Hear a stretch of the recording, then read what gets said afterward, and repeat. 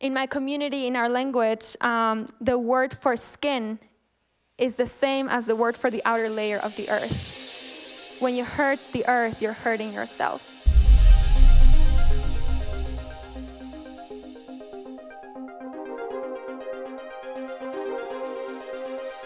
So welcome back to AREDAY Impact at E-Town. And so it's my greatest pleasure to introduce the next speaker, Xiye Bastida, whom we actually put on the AREDAY stage in 2019. It was for her first US conference appearance, right before she went back and met her colleagues in New York City and created that incredible climate march that had about 400,000 strong in New York and influenced about 7 million worldwide.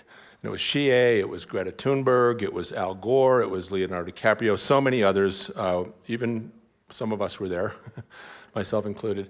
But Xiye's gone on to extraordinary things.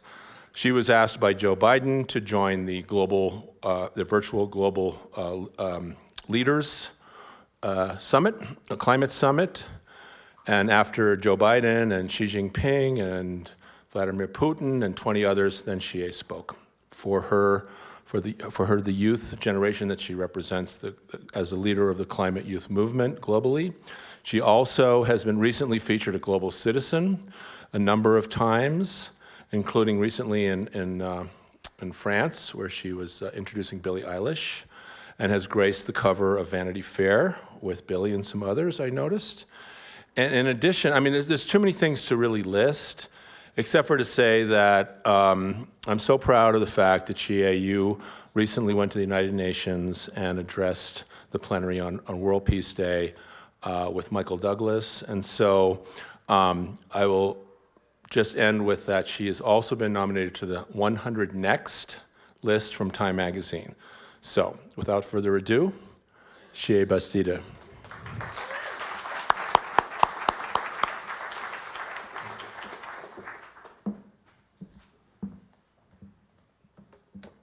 I am extremely honored to be here. I deeply, deeply appreciate everything that Chip and everybody who he's introduced me to have supported the youth climate space. We talk a lot about intergenerational collaboration, but you don't really know what that is unless you actually take on that path and help youth get to spaces where we wouldn't have been able to access otherwise.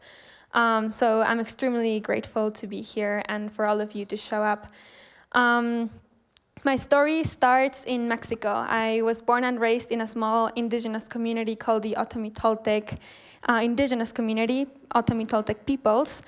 And I grew up in a town of about 10,000 people, where I learned about the connection that we must have with Mother Earth, where I learned about reciprocity, giving back because we take, and being grateful for everything that Mother Earth gives to us.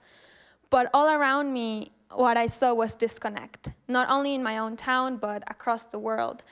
Mexico City has been taking water from my community since the 1940s at a rate that our aquifer sinks 1 meter per year. Our aquifer has sunk about 90 meters now. And that is changing the topography of our area, the way that we practice our culture. We used to be a fishing community, fishing people. And now the economies have transgressed to different types of things. Now we make furniture in my town. In the next town over, they make shoes. In the one over, they produce meat. And that is just one example of how the climate crisis takes culture away from us. But that also means that there's extreme levels of wisdom in our culture. In my community, in our language, the word for skin is the same as the word for the outer layer of the earth.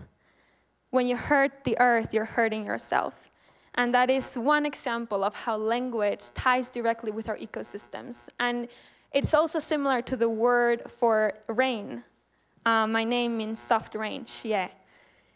And that shows that the connection between rain and earth and us, and how it's a cycle that nourishes everything, and the interconnectedness of it. My town has also been the subject of pollution. We have one of the greatest industrial corridors in the country because we generate a lot of the supplies for Mexico City and a lot of the things that people consume in Mexico City, which is a city of 27 million people. We have one of the most polluted rivers in the Americas. And my parents have done great work to clean up our river. They made sure that our wetland is now a nationally protected area, but there's a lot of corruption that keeps our space from actually being clean, actually being protected, our communities from actually being respected. And so through my journey of climate activism, I moved to New York City when I was 13 years old. So I've been in the United States for about 8 years now. Through my journey of climate activism, of seeing the climate injustice on my land, to going to New York and seeing it as a global stage to speak up about climate justice, then seeing that politicians weren't really listening to us, they hadn't been listening to environmental justice organizations, we decided to strike. So we organized, as Chip mentioned, was one of the largest climate strikes in history with over 7 million people worldwide and about 300,000 in New York City. But the pandemic hit, and all of you, I'm sure, saw the power of the youth climate movement on the media, across the world, across cities. And that power was diminished due to the pandemic because we weren't able to show the world how powerful we were and how we were challenging every single aspect of the way the world is so addicted to the fossil fuel industry and fossil fuels.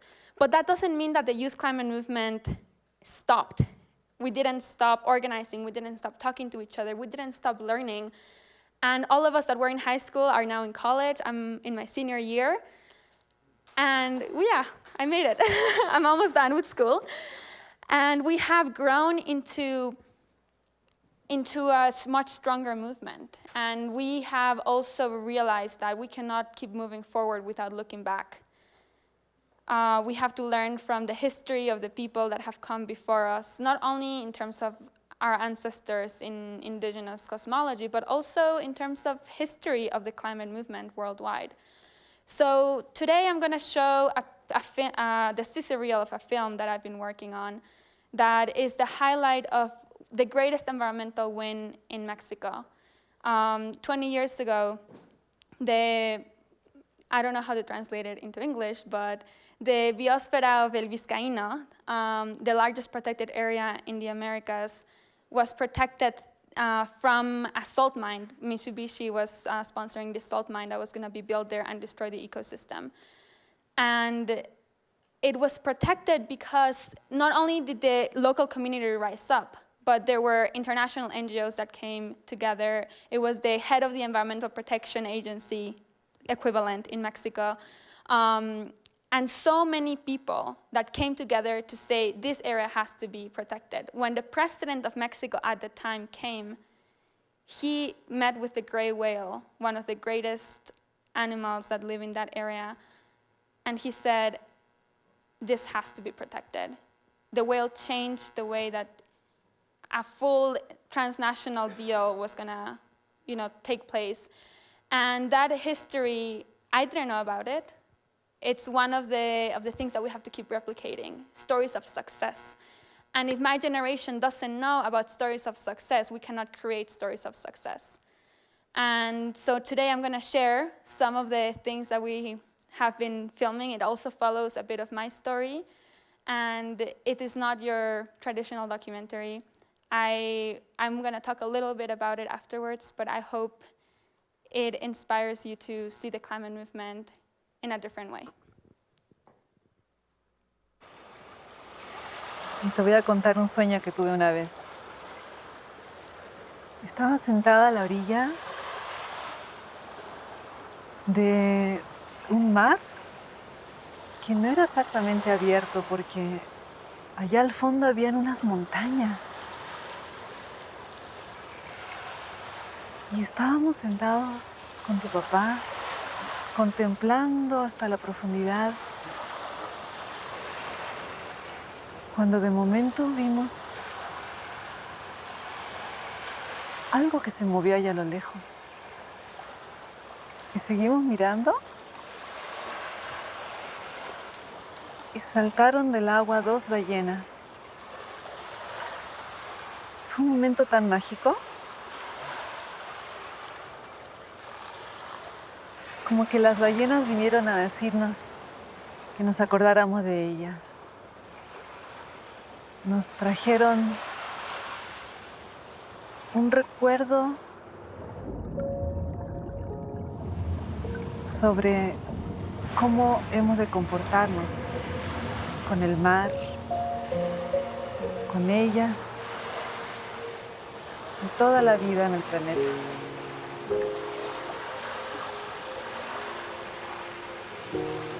Ojalá que algún día en tus recorridos tengas esa oportunidad de estar en un mar o en ese mar de mis sueños. Que te puedas conectar con las ballenas, con la madre de todas las madres. Escúchalas, que te van a traer un mensaje. Y estoy segura que será un mensaje que necesita escuchar la humanidad.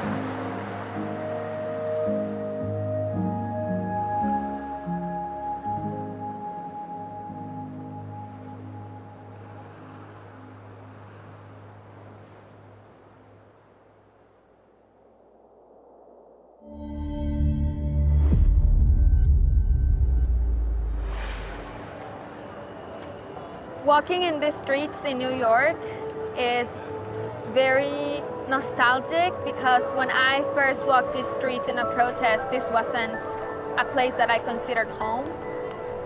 New York City was truly the first place where I found my voice, where I realized that this is a global stage that needed to be used for good.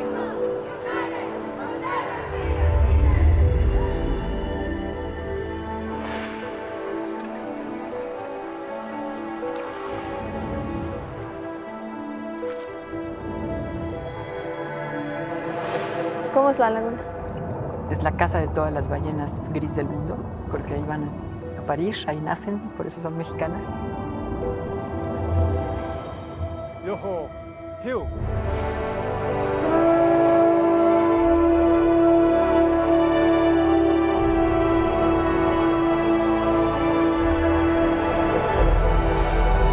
Laguna San Ignacio is the last pristine birthing site left for the Pacific gray whale.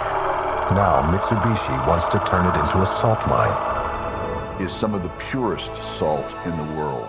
As one of their own company members said, too good to waste on human consumption. But Mitsubishi was the largest company in the world. This small ragtag team, they were taking on this Goliath. And this is a good fight, and I don't like to lose. I just spoke from the heart. Y esta historia está aquí. Es tu turno. Proponer el retiro definitivo del proyecto. Te hace sentir muy pequeño. Ahí está el futuro también, ¿no?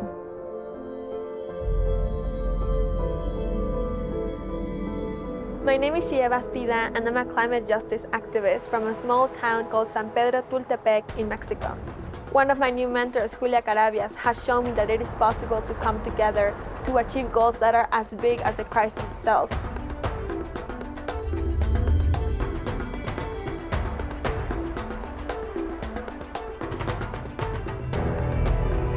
Verdaderamente sentí que veo el mundo diferente. Que siento que voy a quedarme plasmada y cambiada de por vida. Things are out of balance. The Arctic is warming 4 times faster than any other point. This is one of the front lines of the climate crisis. We have so many things to learn about how to return to that balance. And I know that the story of the gray whales is part of that solution.